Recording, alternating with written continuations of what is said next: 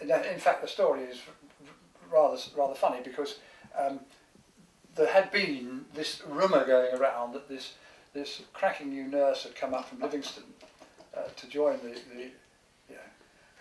to join the nursing staff at Broken Hill, you see, and everybody was sort of, oh, we've got to go and see what's this one's like, you know, and this friend of mine, John Birmingham, we were sitting down waiting for the film to start, and he was a great one for looking around and looking to see who's, you know, as one does, and he said, here's this new nursing sister that's coming down. So I rubbernecked around and saw Mum coming down, and I thought, oh yes, I'll get to know that, a basin full of that, thank you very much.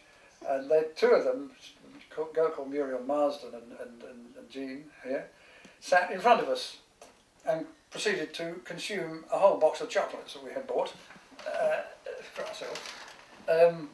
So when we were coming out of the cinema at the end of the film, Muriel turned around and she said, oh, we're having a party at the Nurses' Mess. Party at the Nurses' Mess on Saturday. You boys coming up? And I said, you try and stop us, you know. And that's where we met. There was already a very nice friend of mine called Eric Warrington, who has since died. He was trying to get off with Mum, and but I'm afraid I sort of eased him out of the way, and we sat and gossiped the whole night, didn't we? Yes. And, but that evening, that was it. Before we went, there was the party, and I'd been on duty all day. I was really, really tired, and I thought, oh, I don't think I can go to the time. I'm too tired to go to this party. And then as time went on, I thought, oh well, I'll go. And of course, went. She knew I was coming. It was. The fact, no. Everybody would say, oh, you must meet Phil Willis. He comes from London as well. You must meet Phil Willis, because it was that sort of very small community. And anyway, so I went to the party, and Phil and I met there, and that was the beginning of it all.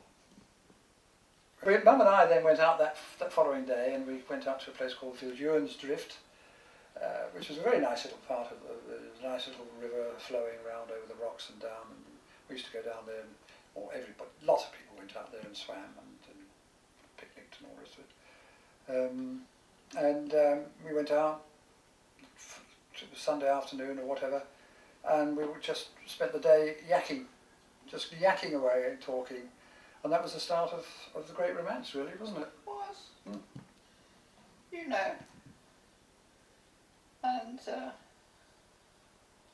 I suppose you could say we fell madly in love with each other, didn't we? Mm.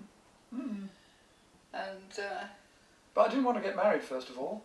I wanted my freedom, but I couldn't do without her. Could I? No.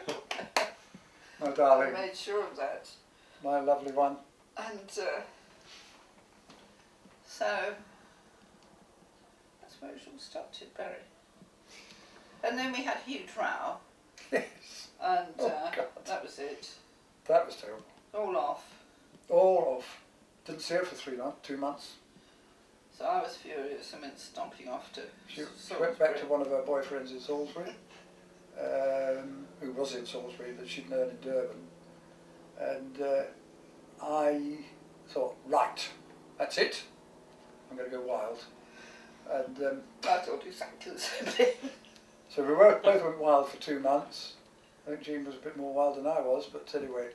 I eventually saw Mum walking down the road with the same girl, Muriel Marsden, and that little dog, Jumble. And I nearly jumped out of the car. There was a police van and I was driving it, and I thought, oh, you bloody fool. And I just couldn't. I just saw her, that having seen her once again, not seen her for 6 weeks or whatever it was, 2 months, I just, eventually I phoned her up and said, no, I'm not coming out with you. You're too bad-tempered, you know, blah, blah, blah, blah, and all the rest of it, you know. And eventually I persuaded her, must have been quite a good salesman actually, I persuaded her to come out, and we went up to a lovely little roadside inn, and we had dinner, and I knew then there was no way I was going to give her up, and on the way back I proposed in the car, and she said yes, just like that. First of all, I didn't. No, I know, you took some persuading. You I didn't. I said no. But once you were out with me in the car. Several times. Yes. I said, No, I'm not going to. no. But I persisted, because we actually got in Vignage on the 14th of November 1955. And we were married on the 28th of January. So we hadn't even known each other a year. Well, I think it was quite long enough. Yes, I think it was. And it's been a great love story ever since, really. And I mean that. There's there's no bull dust. So that was the story of how we met and Yes, had and we around met and got and married. That was it.